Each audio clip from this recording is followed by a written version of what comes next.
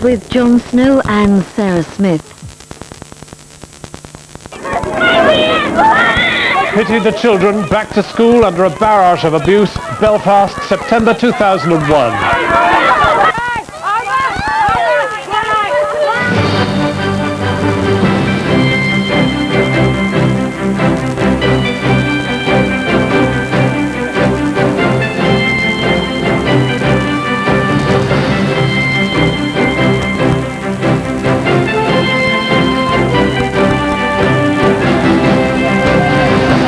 Restrained by a wall of troops and police, Protestant residents hurl abuse and missiles at Catholic children and their parents crossing their territory at the start of a new school term.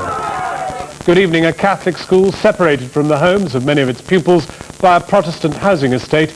Today, children as young as 4 paid the price, crying beneath the cascade of hatred. Loyalists, in turn, accused nationalists of engineering the clash. Tonight, where do we go from here? And what are the prospects for tomorrow? We'll be talking live with the head of the Northern Irish Police, Sir Ronnie Flanagan. Also tonight, after 9 unsanitary days at sea, the 400 mainly Afghan refugees leave the container ship off Christmas Island en route to Nauru and New Zealand. Whilst here, the burgeoning pressure amongst asylum seekers to reach Britain from the French coast. We debate the way ahead. And the Australian director Baz Luhrmann tells us about the multi-million-pound film fest that's put the musical back into world cinema, Moulin Rouge. And the other headlines tonight, a maxi problem for the new Mini. BMW recalls all its new models because of a design fault which could cause an explosion. A potential breakthrough in the fight against malaria, the genetically modified mosquito.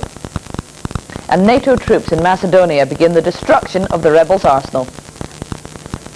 So the sectarian hatred that disfigures everyday life in Northern Ireland has exploded again, this time over the bewildered heads of a group of North Belfast primary school children. The Catholic children, some as young as 4, returned to school after their summer holidays along a corridor of riot-clad police holding back crowds of screaming loyalist protesters.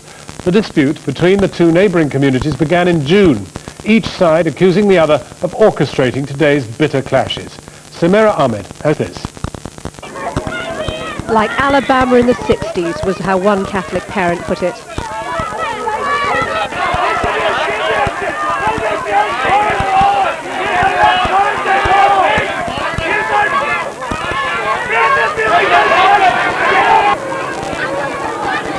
The police had been out erecting barricades since early morning, but Catholic parents were furious to find only the RUC's riot shields were holding back the mob from the final approach to the school gates. The mob hurled broken planks and other projectiles over the school fence. The Catholic mother was hit in the face with a bottle and taken to hospital. 15 of the 200 RUC officers involved in the operation were also injured. This was the first time since the trouble erupted towards the end of last term over access to Holy Cross that the RUC had attempted such an escorted corridor to the front entrance.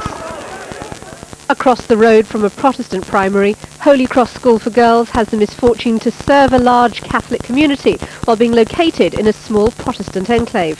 The walk for the pupils from the Catholic Ardoyne area became the focus for protests back in June when Protestant residents claimed Republican activists were using the approach up the Ardoyne Road to the front entrance of Holy Cross to intimidate them in these few streets, the Glen Brins.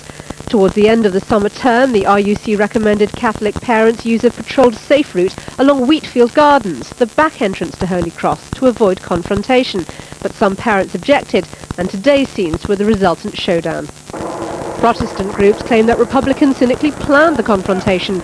By contrast, there was an untroubled convoy of black taxis taking the children home through the back entrance at the end of the day.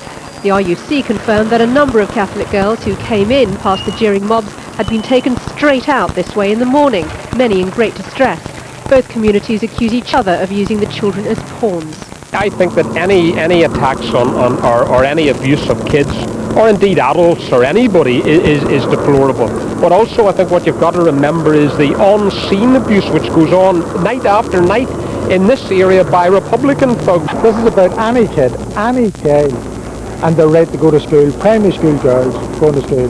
You know, it is, in people's minds, it is just unbelievable. If there are individuals